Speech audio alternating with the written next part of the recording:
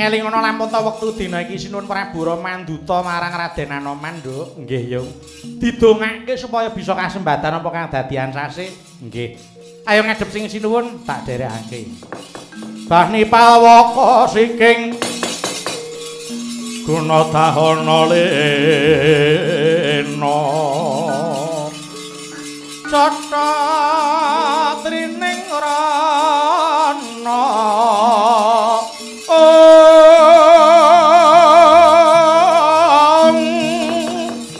Wedo hamalakni geni utawa Uyika huninga Uyika huninga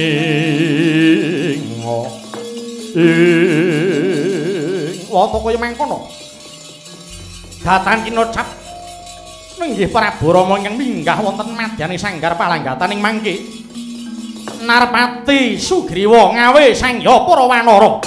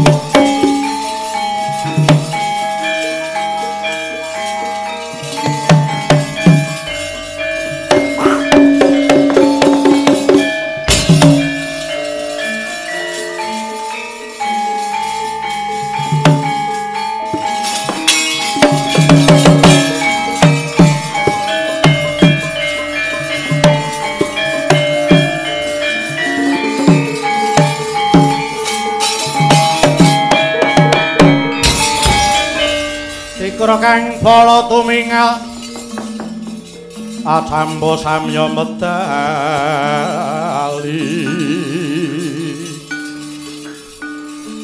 lir tatit wileting ganda kayu anggung manguncang niti benjang sangat cimicil olati nyong ngedalius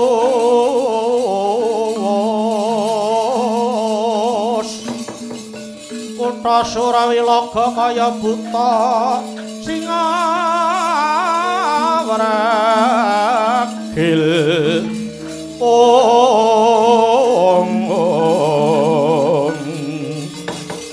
pasti jangga dendanya mangambak boyo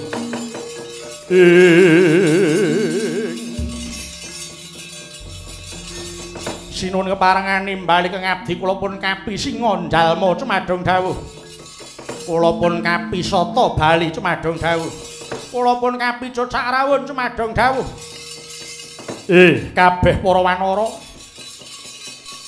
mulane jeneng ingsun nglumpuke marang sira kabeh kawula Pancawati padha ngertenana lamun ta wektu dina iki Sinuwun Prabu Rama angles penggalihe awit mrihatinake marang lelakone Gusti Murekyan Sinta ingkang sinidra Narendra Yaksa saka Praja Ngalengkaya ki Prabu Rahwana-raja. Lajeng kados pundi dawuh saking Sinuwun Prabu Rama?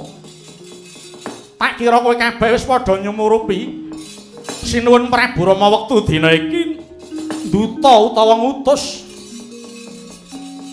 marang Anoman kang wigati nak yenake Sang Hyai Rekyan Sinta mapan ana Taman Soka apa ora. Dene dawuh saka Sinuwun kang dak tampa sira kabeh kinen nguntapake tekaning gisi ing Samudra Hindi. Kawula nuli inggih dhateng sendika ngestaken dawuh. Nadyan mengkono ana ganjelan sawetara. Nggone Anoman dinuta Sinuwun Prabu Rama katone ponakku Anggada kurang nrimakake. Mengko jeneng ingsun kang bakal ngripih marang Anggada. Lho inggih. Menika namung kula sumangga kedhat Paduka Senarpati. Kang mangkono singa jalma wonten dawuh. Mara enggal metu njaba perintahna kabeh para wanara keparamada pasilan. Tansah nembah kang piniji singa jalma sigra medal undang wadya bala mangko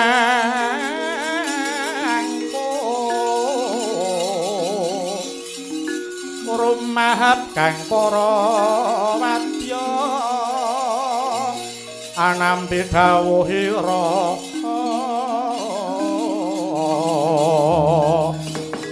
tan wonten kang samya kantun amung nenggo bendhe bidal wis rampung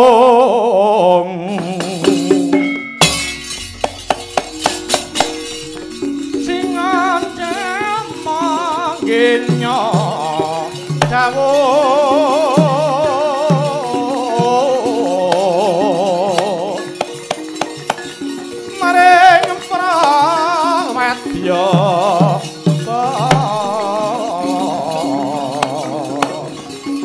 Gusti Nata lan